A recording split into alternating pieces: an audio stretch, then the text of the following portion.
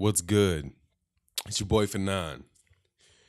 Gonna talk about something that Sean Porter said yesterday. Came out with the seconds out, where he mentioned that he thinks that Thurman should vacate, and the fight that the WBC ordered between himself and Danny Garcia should be for the title.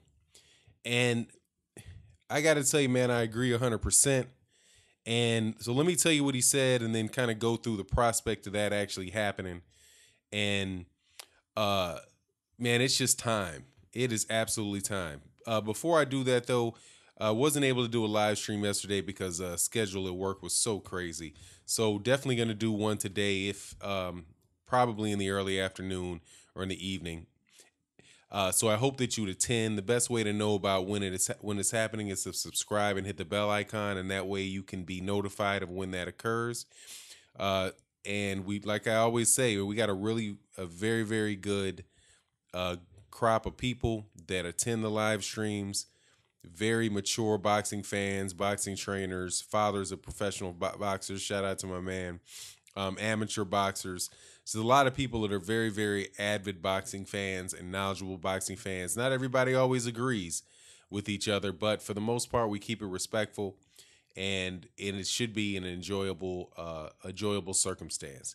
So I hope that you accept my invitation to attend the live stream, and yeah, so there you go.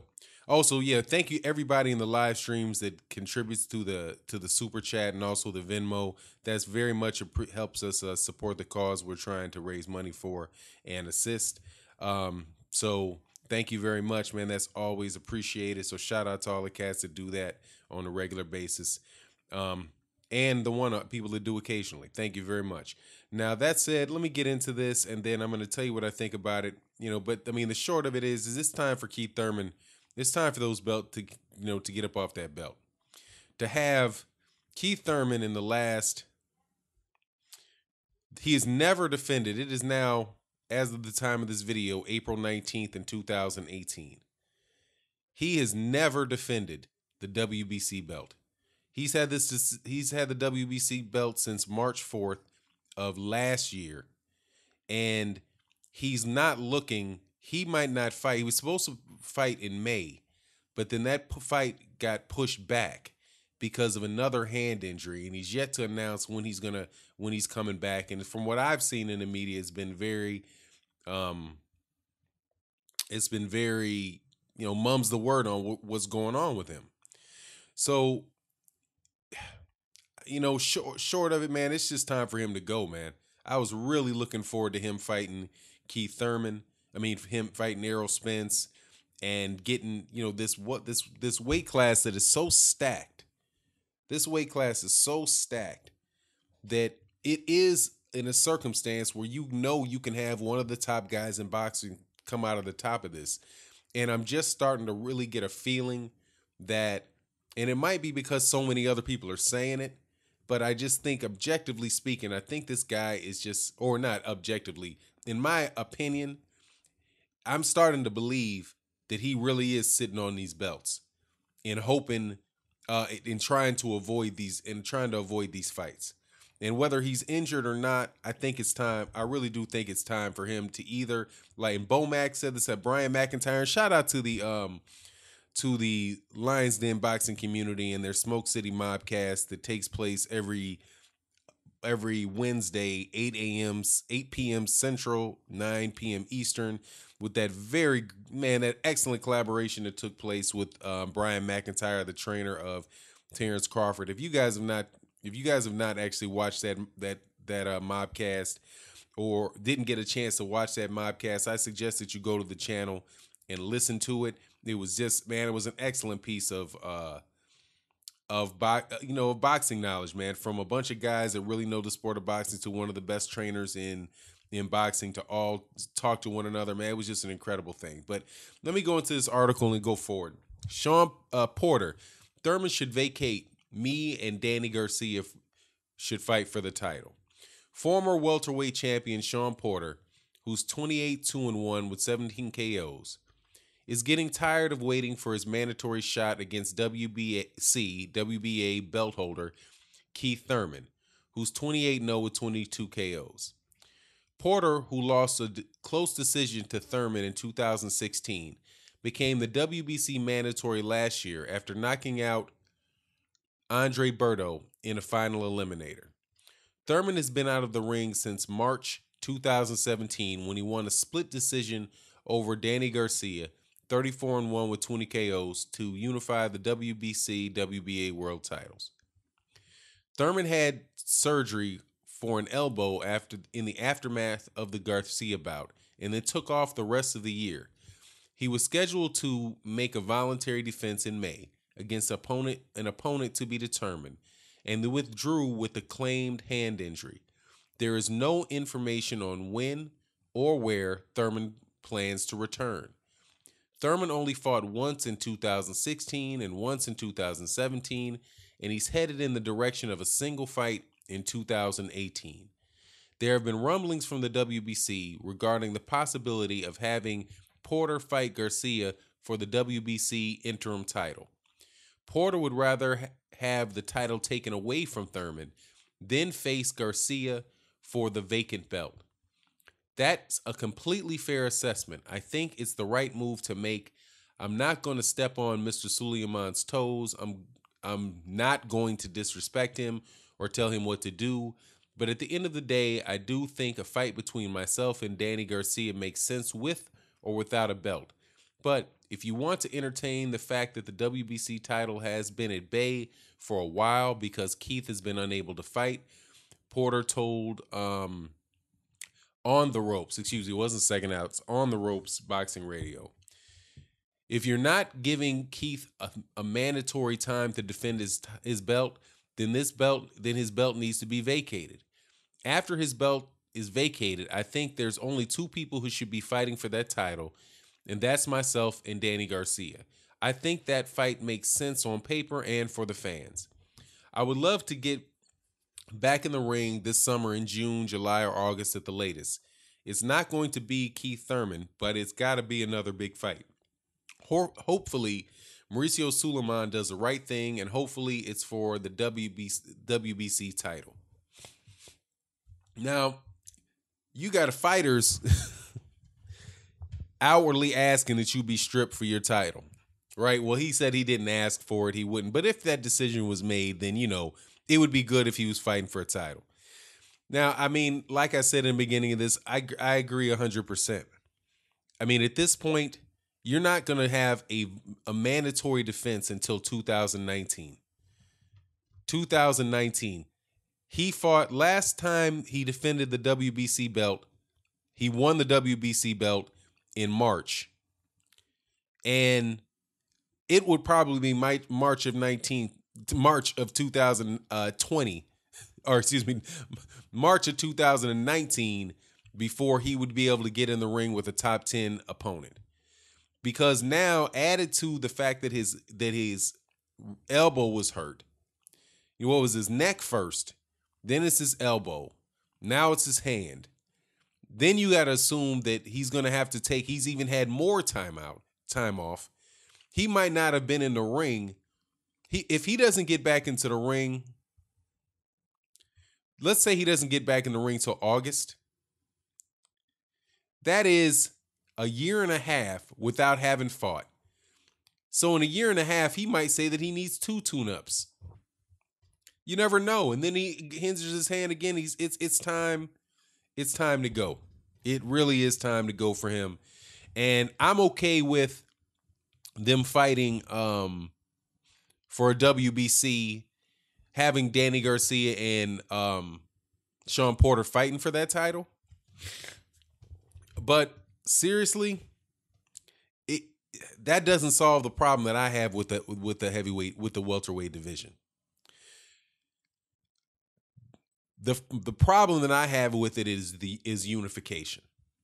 And I don't think it really will make too big a deal if Danny Garcia and, for me, I can understand that would make a big difference for Danny Garcia, and that it would make a big difference for Sean Porter.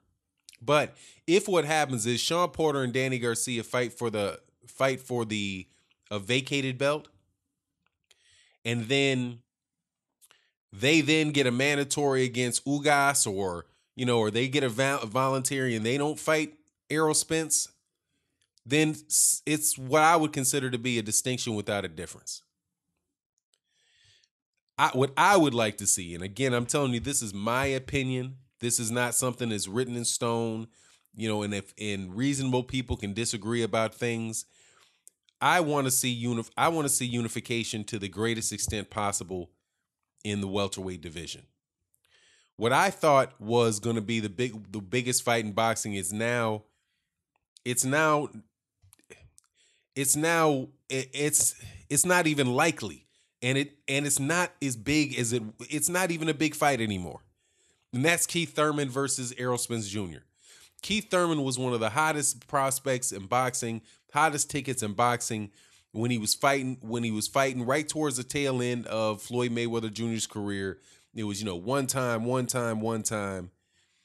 And then these injuries pop up. What I think is complacency popped up. What Errol Spence Jr. said, he thinks, hey, man, the dude just doesn't seem like he wants it. He doesn't seem like he's hungry. And maybe it was the too difficult bouts, right? Because when he fought Sean Porter, that was not an easy fight.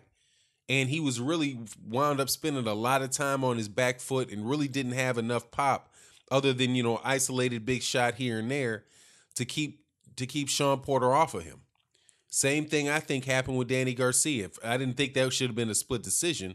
I mean, I scored the fight for Keith Thurman, but you could tell the same thing. As the fight wore on, Danny Garcia was getting closer. He was getting closer. He was doing more, and he was doing more and more through the fight. And Keith Thurman did not finish that fight very strong. Keith Thurman finished those fights on it, basically backpedaling for this, what I thought was the second half of the fight, against two guys in Danny Garcia and Sean Porter that I don't think they're clearly top level welterweights, but I don't think either one of those guys are on the level of an Errol Spence Jr. And the thing is about Keith Thurman is, what if he comes back and he can't make weight?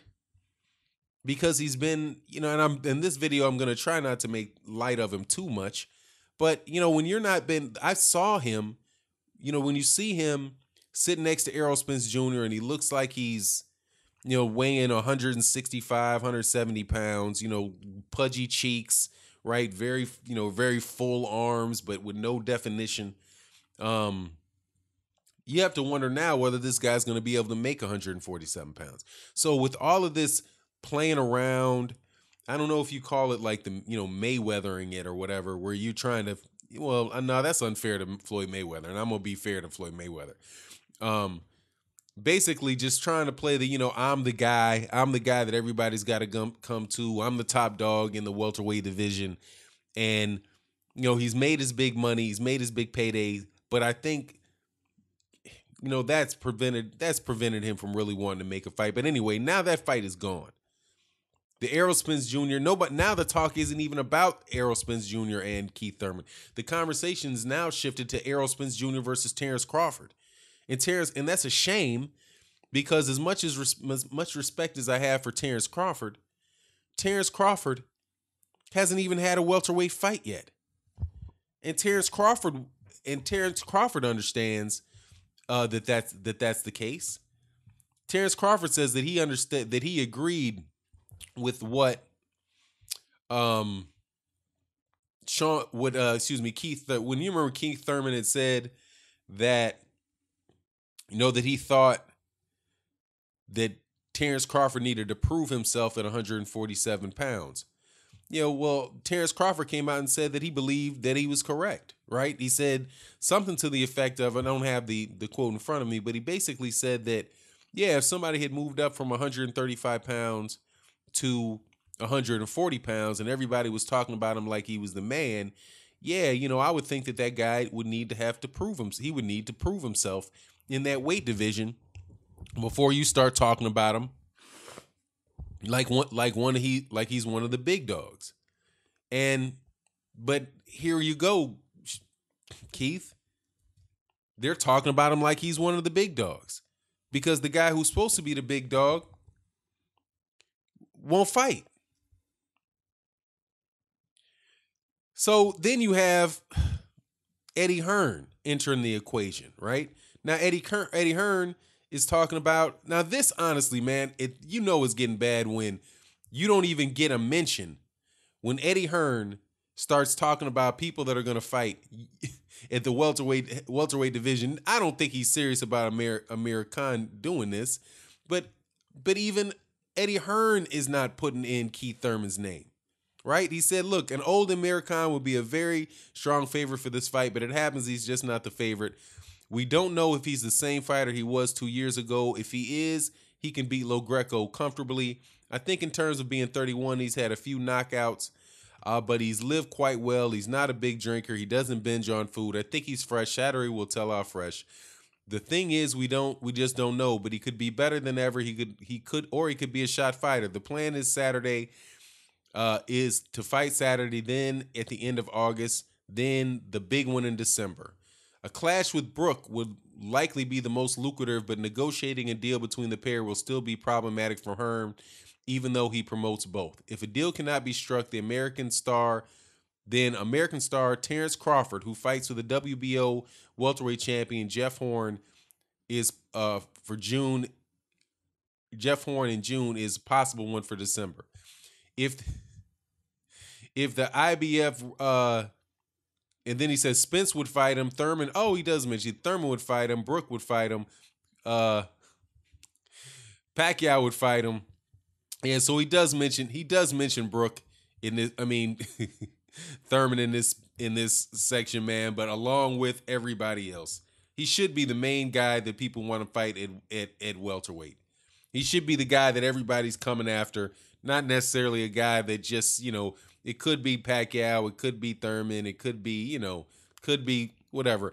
At this point in time, he's becoming also-ran, and his name is not in the headline of that article. You don't hear any more buzz about Keith Thurman. He's just completely, I don't even know where his fan base is. When you hear people in LDBC or some people that really do, a group of organizational web channels that have been very, very direct about their feelings on Keith Thurman. And you don't hear, there's almost no pushback on the guy because he hasn't fought. So anyway, man, I guess that's enough on Keith Thurman, but it's just so disappointing. Similar to the heavyweight division where you have what's going on with Anthony Joshua and Deontay Wilder, and you have Anthony Joshua, who's not quite in. He's been very active, without a doubt. He's very active, but the two fights that people really want to see seem like they are miles and miles away from happening. When one, at the very least, doesn't have to be very far away. It could have happened next. It could have been happening in November if they really wanted to make that fight. But, people play around, then who knows what's going to happen with that. It might go the way of Keith Thurman with an elbow injury here, with a neck injury here, with a busted lip there, a sprained toe, next month. And the fight never happened. That's what Anthony Joshua and Deontay Wilder is starting to look like. Tyson Fury is I think he's at least a year off before getting himself in a position where he can really, where he'll believe that he can comfortably win those fights. And I do believe that if Tyson Fury got back all the way to top form, I would favor him against everybody, but with a serious chance of him getting knocked out by Deontay Wilder. Because Deontay Wilder's awkwardness, power, and speed and agility, it will still be there against anybody. But I just think that, that Tyson Fury is a higher level fighter. So anyway, it is what it is, man. That's enough on this topic. I do agree that Sean Porter should be stripped. No, excuse me, that Keith Thurman should be stripped or moved to champion in recess so that we can at least get the beginning of this welterweight picture, together and work towards a unified champion, whether that be Errol Spence, Keith Thurman, Danny Garcia, Sean Porter, Jeff Horn, or Terrence Crawford. I'm down for anybody just as long as we start making them happen. And with that, I'm out. Peace.